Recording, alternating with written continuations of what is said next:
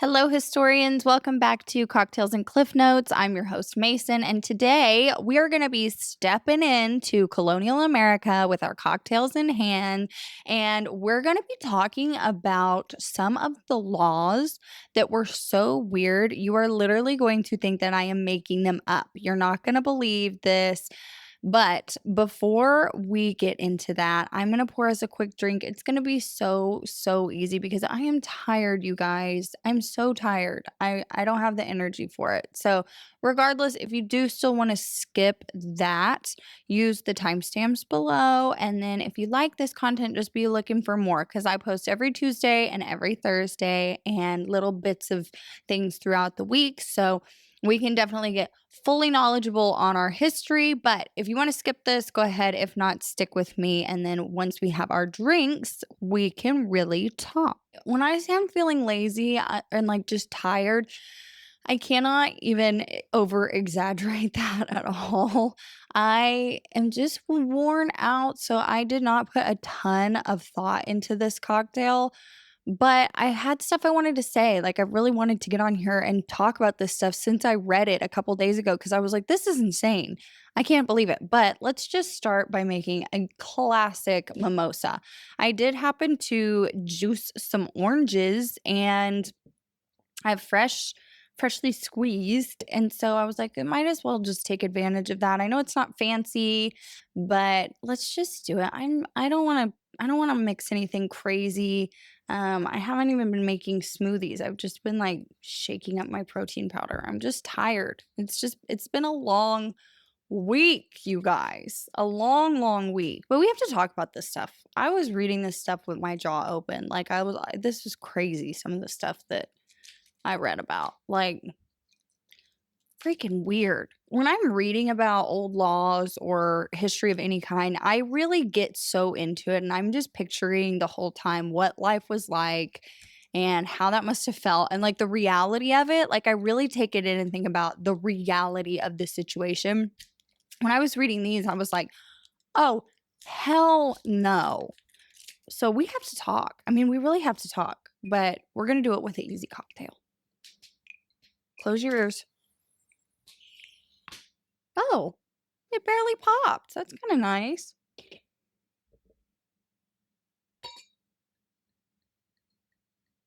Will tell you, like, I love cocktails. I don't really like being drunk, and more than the cocktail itself, I like the glasses that they're served in. I've always loved cocktail glasses of all sizes, shapes, and flutes have always been my favorite. I love champagne flutes. So, that's, like, more my motivation for doing a cocktail related thing.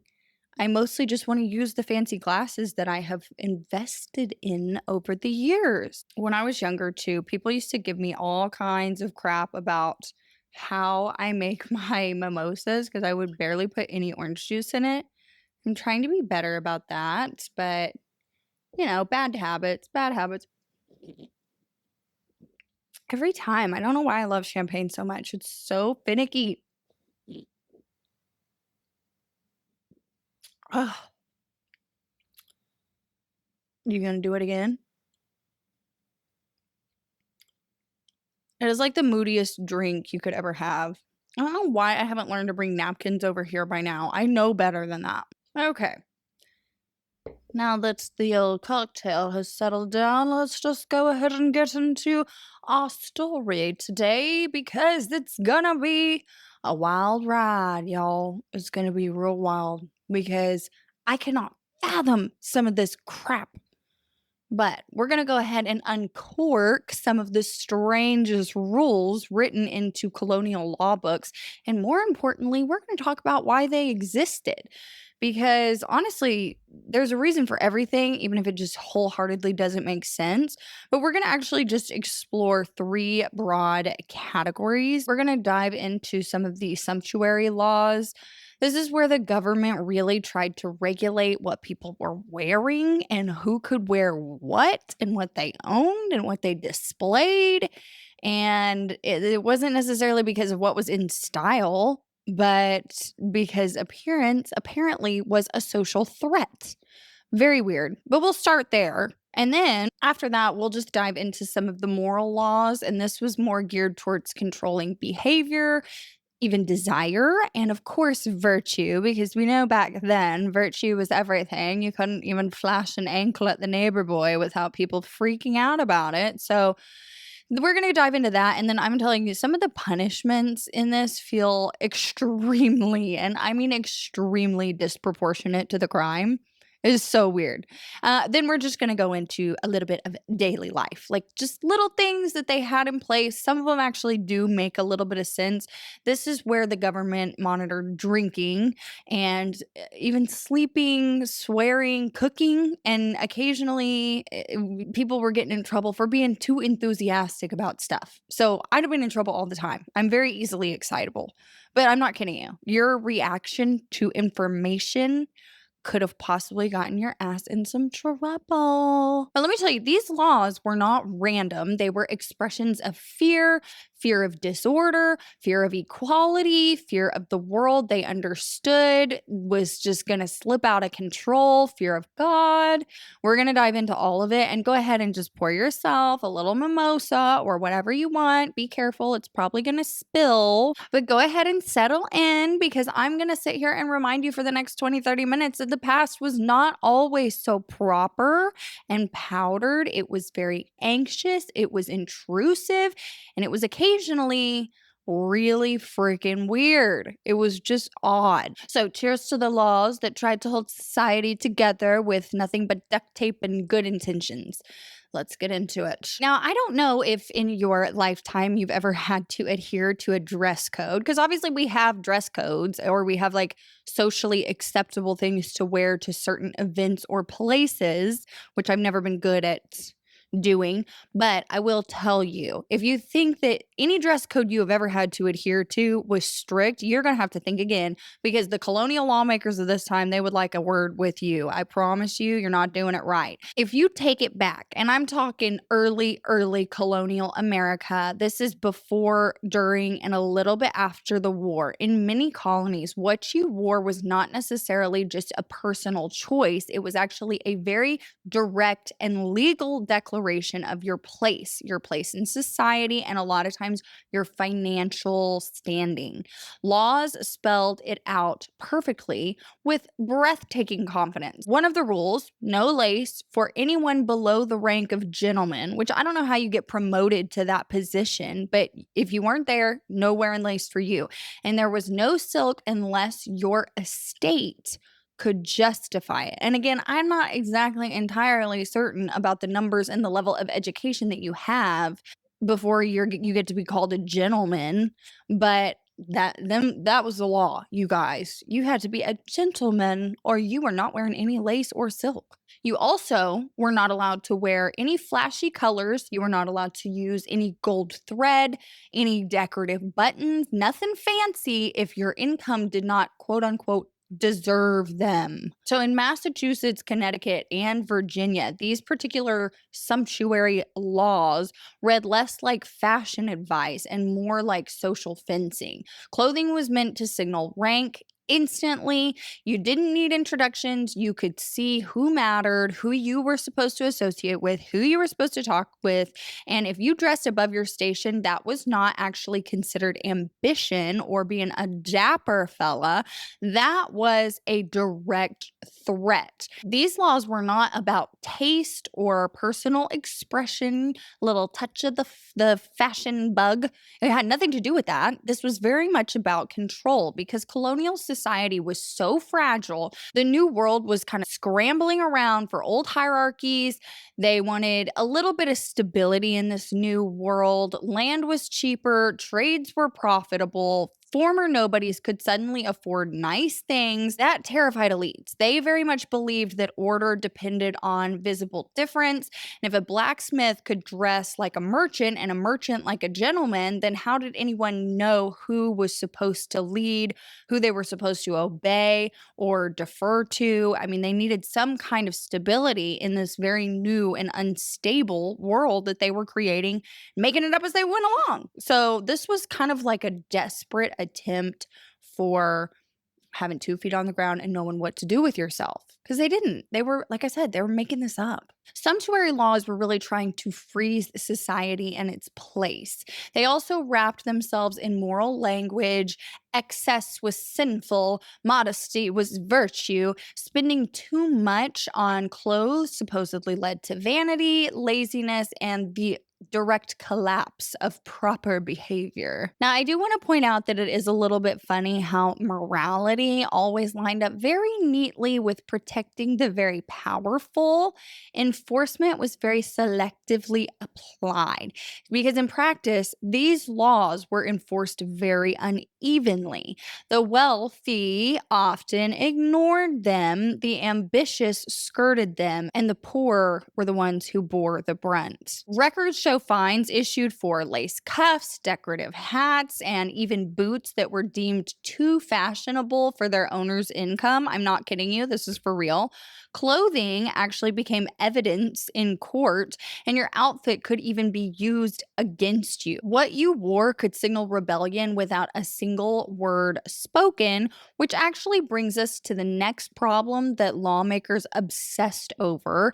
And if they cared so much about what you wore, I want you to just think for a second and imagine what they were going to say and what they thought about what came out of your mouth. I mean, the things that you said were decently monitored, and it was a little bit excessive because now we're going to move from hymns and cuffs to tongues and thoughts, which sounds a little weird now that I've said it out loud, but that's what we're doing because these colonial lawmakers were far more afraid of words than they even were wardrobes. So in places like the Massachusetts Bay Colony, speech was not just expressive, it was very regulated.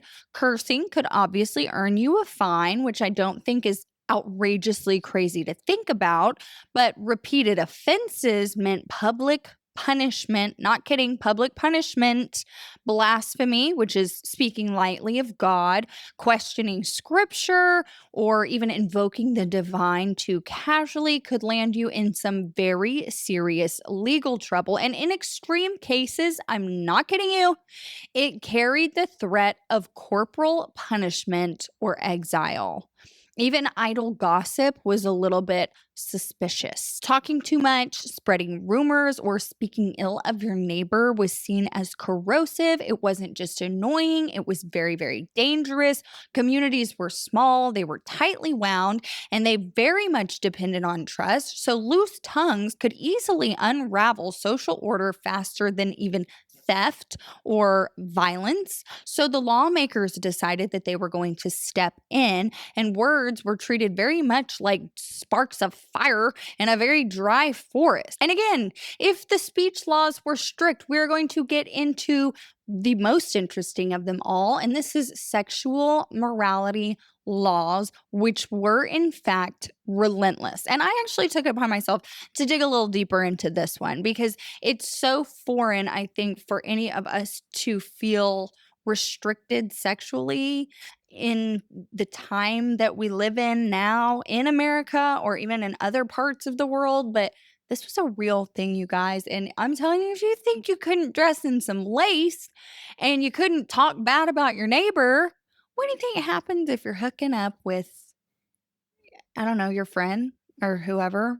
I don't know who you hook up with. Don't tell me. I don't want to know.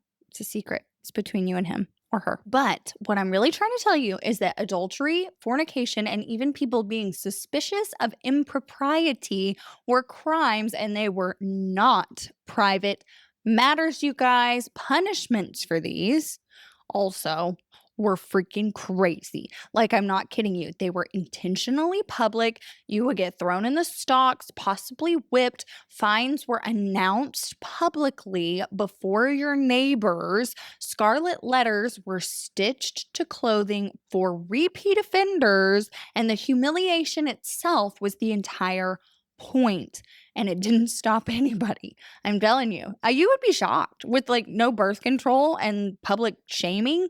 You would think people would keep it in their pants, but that is not the case. Now, these laws were obviously put in place, but they were not just about punishment. They were very much about example. Public shame reinforced communal norms because everyone learned where the boundaries were by watching someone else cross them.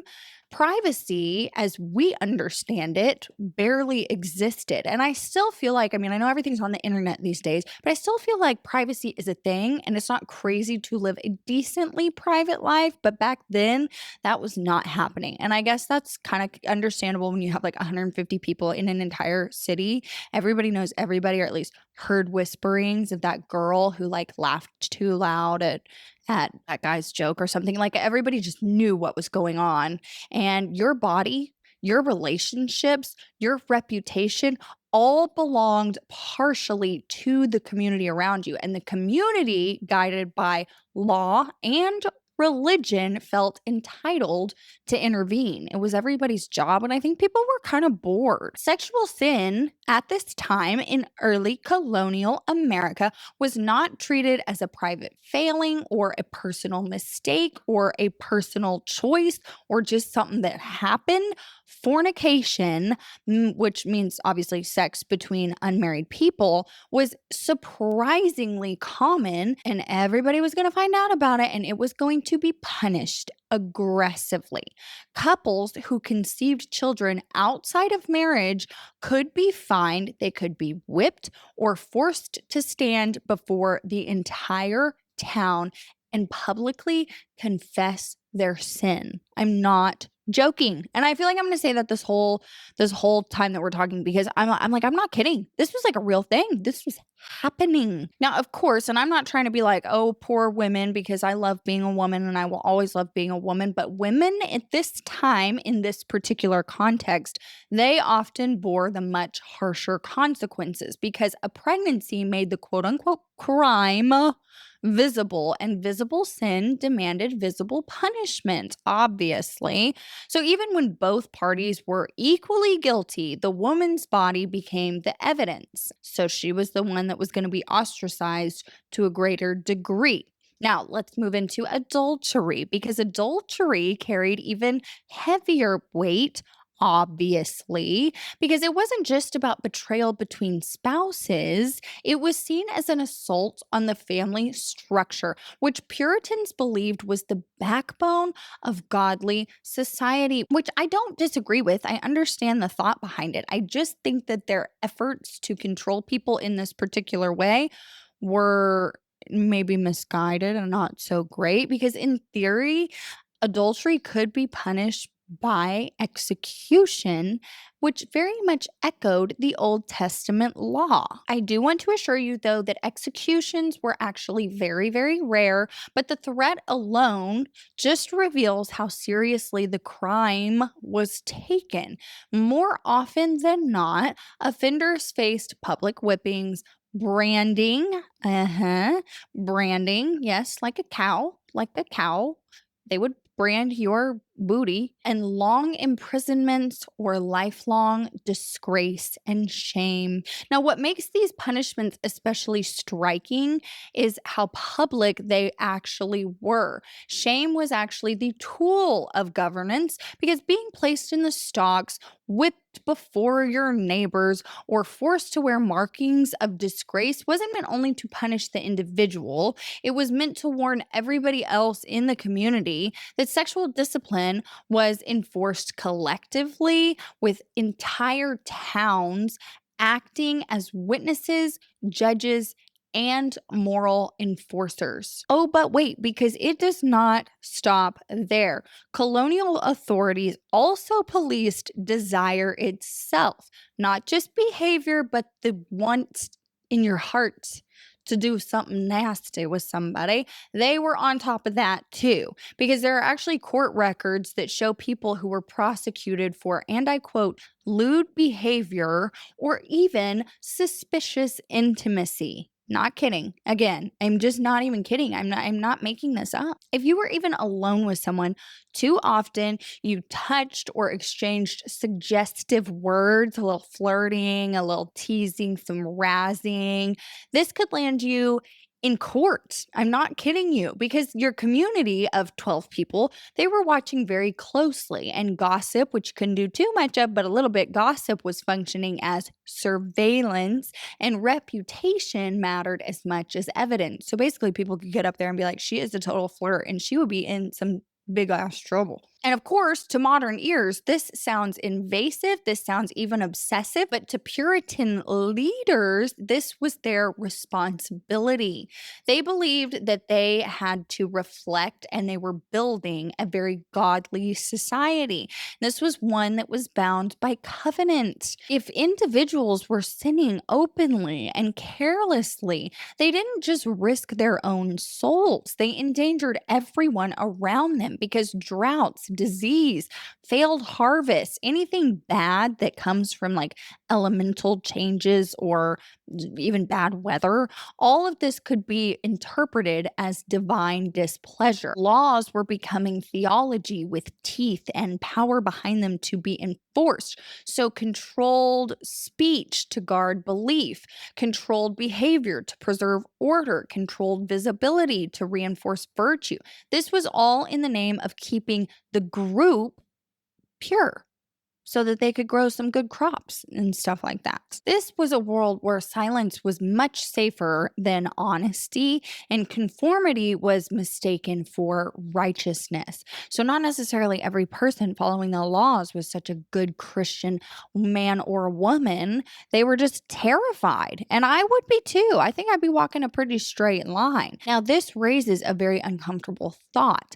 If lawmakers controlled your clothing and your words, if they punished desire and monitored belief, then the question becomes unavoidable. What happened when people wanted to bend the rules? Now, I think it's pretty well known that where laws grow rather strict, the loopholes actually grow rather clever and creative, and people are always going to figure out different ways to do what they want to do. Colonial America, despite its very pious reputation, was very good at finding ways to drink, gamble, and misbehave in any way they wanted to.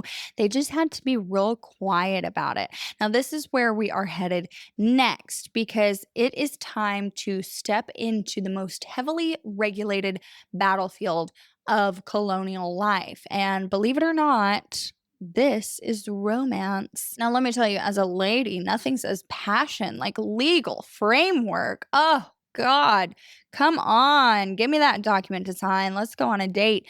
And that's exactly what people were doing. I'm not kidding you. In colonial America, courtship was not a private affair, it was a community project. In many colonies, couples were expected to make a public declaration of intent before marriage, which honestly, I mean, hello, where do you see this going? The announcements were often read aloud in church on multiple Sundays. They were not at all romantic, they were very much procedural. The goal was to invite objections from the public. If anyone knew a reason why this match should not happen, this was their moment. And we still do that to some extent, but I have personally never been to a wedding where they say, speak now, forever hold your peace, and anybody says anything. That would be crazy. But this was the time to do it. So they would read this aloud. And if you thought that is not a good pairing, you better get up there and say something, Johnny. You better say something. Now, on top of this, parental consent was not a courtesy, it was a law, because marrying without the approval of a legal guardian or parent could invalidate a union, or it could trigger legal consequences, especially for women. Go women, I love us. Love without permission. This was not seen as just a rebellious teenager and, what has that girl got up to now? It was very reckless. Families were the economic units, and marriage rearranged property, labor, and alliances. So, dating as we know it, just for fun, talking, see how it goes, see where it goes, this did not exist. It was still very tactical. Marriage was still very much a business deal at this point, with a lot of legal jargon and documents to be signed. Now, on top of this, courtship was heavily scrutinized. It was very scheduled. It was supervised, of course, because time alone was entirely limited if you even got any. The doors stayed open. Night visits were often forbidden, absolutely unacceptable, unless they followed the oddly named but very real practice of bundling, which involved sharing a bed fully clothed and separated by boards or blankets. So it's like, what's the point? I'm just going to go home. Why would we share a bed?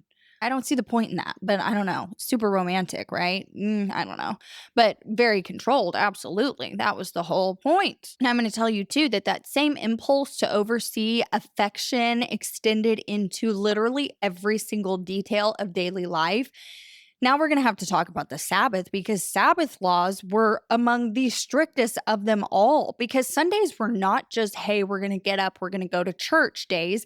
These were days that were enforced with strict seriousness. There were no games to be played. There was no unnecessary travel. I mean, seriously, you're not going anywhere. There was no cooking elaborate meals. There was no laughing too loudly or skipping services, because all of these things could earn you some major and very serious fines, and you were going to have to pay those. You're going to get ostracized if you don't. That's why you had to pay them. And that's why I'm like, just don't pay them. But you could land yourself in a whole world of trouble if you get in trouble and you don't adhere to the punishments enforced. I mean, they were not playing around these days. Now, on top of this, and this is one that I can't say I fully disagree with, just because it really is a hazard, but fire safety laws, they were basically dictating that your chimney construction, hearth maintenance, and even mandated chimney sweeps were going to be a routine and regular thing. And again, I don't disagree with this, because one careless flame could destroy an entire town. And these rules were actually enforced with urgency, because the risk actually affected the collective on a very physical front. So I'm like, I'm not going to actually sit here and say that the fire safety rules were so outrageous. I mean, everybody built things out of woods. They were living in the woods, and they didn't really have running water. So it was like we were going to have to run to the creek and throw a bucket of water on it until it got out. And more than likely, it was just going to burn down. Your house and the whole town was just going to catch fire. So fire safety laws, I get it. Now let's talk about liquor, shall we? Because liquor, despite its vast popularity from then till now, liquor is always in style. But this was something that was regulated very, very tightly. Now, taverns were facing limits on how much alcohol could be sold to one individual, which again, still kind of a thing. I've gotten chewed for over serving before. It does happen. Drunkenness itself was actually punished not just for morality, but for productivity.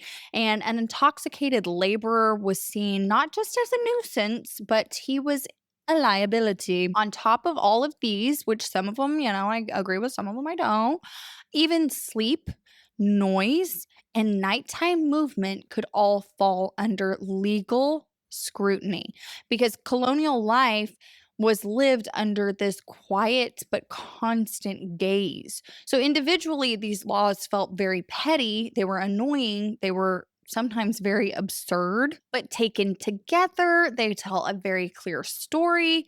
Colonial communities were very small, they were very vulnerable, they were deeply interdependent on each other, or codependent, but I don't know if they had codependent as a common term back then.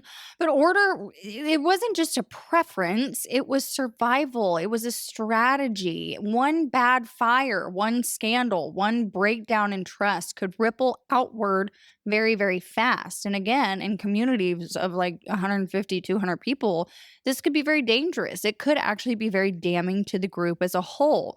So the law stepped into kitchens, it stepped into bedrooms, taverns, and even the church pews. And not because colonists lacked joy, but because they feared chaos more than they feared the control that they were under, which again is very understandable, especially if you consider where these people came from and the fact that they were somewhat used to it. They lived under quite a bit of control for generations.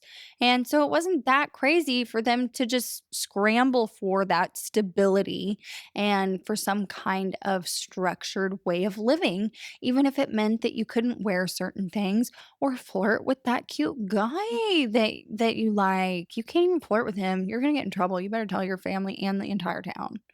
You cannot even go say, "Hey boy, what's up?"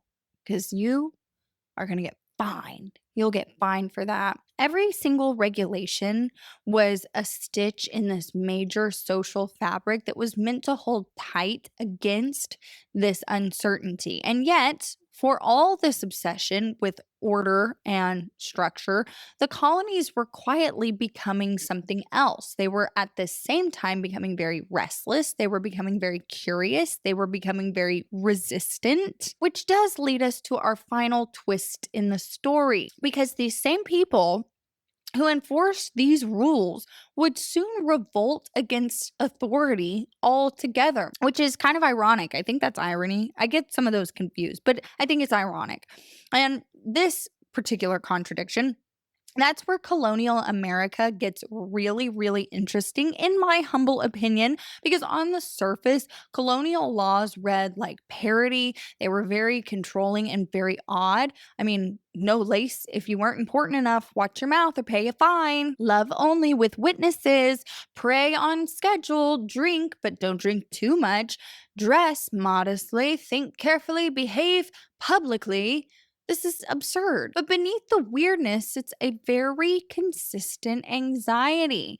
If you take class, these lawmakers were very desperate to preserve visible hierarchies in a world where social mobility was suddenly very, very possible. Basically, prior to this point, where you were born, who you were born to, and the place that you were born in was where you were going to stay for your entire life. And so this kind of blew the lid off of it. We have room for enterprise and expansion and creativity and social climbing for the first time ever. And of course, that makes certain people very, very, very uncomfortable. Clothing, consumption, and status markers obviously had to be controlled so that power stayed very legible and easy to interpret without using too much brain power. You know, if you had to actually talk to someone and get to know them before you knew where they stood in the world, I mean, my God, who has the time for that? I say very tongue in cheek. I'm obviously kidding. Now, if we take morality for just a second, behavior was not just personal. Of course, it was so communal. It affected everybody. One person's sin, whether we perceive it as a sin now or not, back then they did. And that one person's sin was believed to invite disaster for everyone, which is somewhat biblical, which is the book they were getting all this stuff from. So it's almost like, how can you blame these people for not thinking that? I mean, honestly, how could you blame these people for not thinking that if one person in the community is committing a quote unquote sin, that it's going to affect everybody in ways like it affected people in the Bible? So I don't want to come down too harshly on the thought processes behind this, even though they do seem outrageous to me now. But I just have to tell you that law became a tool to just enforce virtue.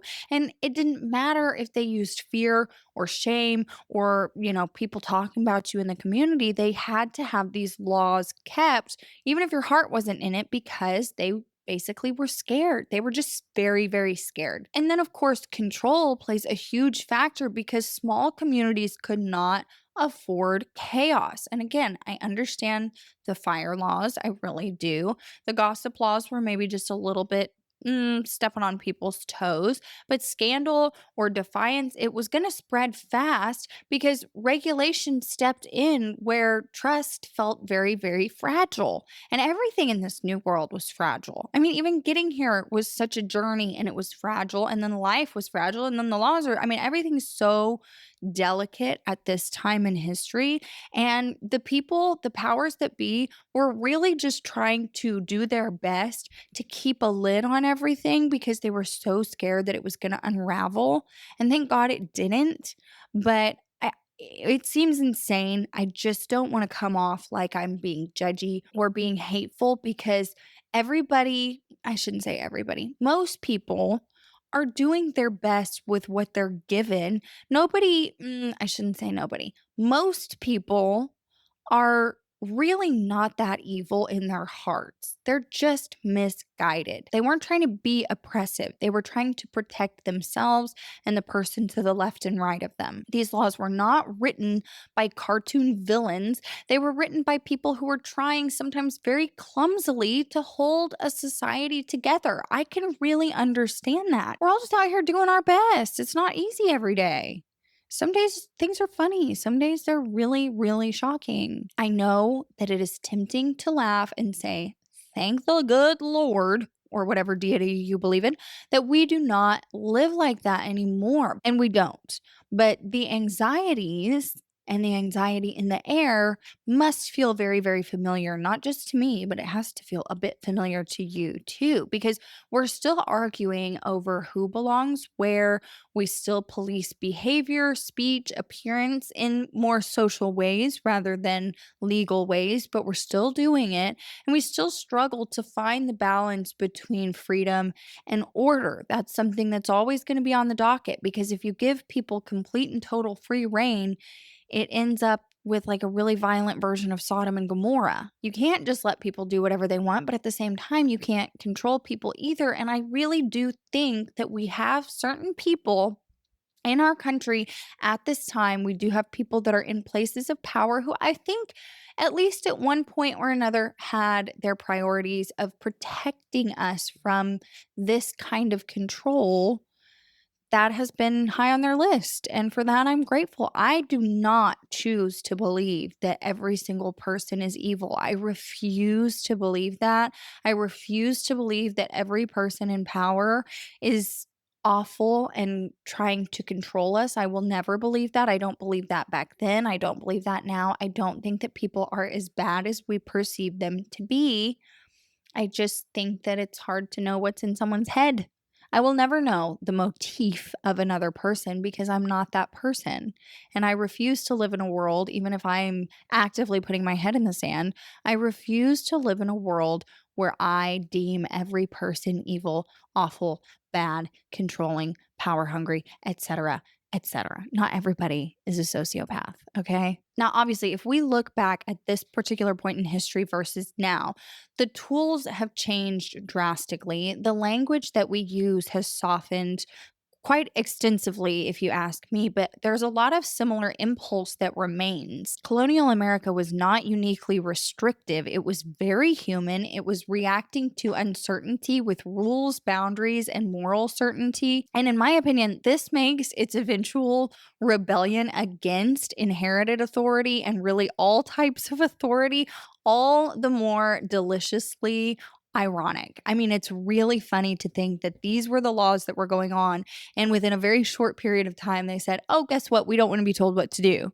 And I just think that's so funny. Now, I will say, I want to hear which laws you think are the weirdest or the hardest to live under. I think that it's amazing to try to police or monitor people's sexual whereabouts just because it blows my mind. And I would love to talk to like a sociologist or somebody about this, but it blows my mind that no matter how high the stakes are, people are still gonna get it in, you know? That's amazing to me. It doesn't matter if it puts your job in jeopardy. It doesn't matter if there is fear of pregnancy. It doesn't matter if the whole town is gonna know about it.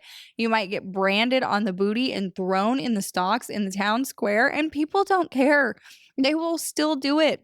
And that to me is so fascinating. Like, what is it about sex itself that turns us into animals? I just don't understand it.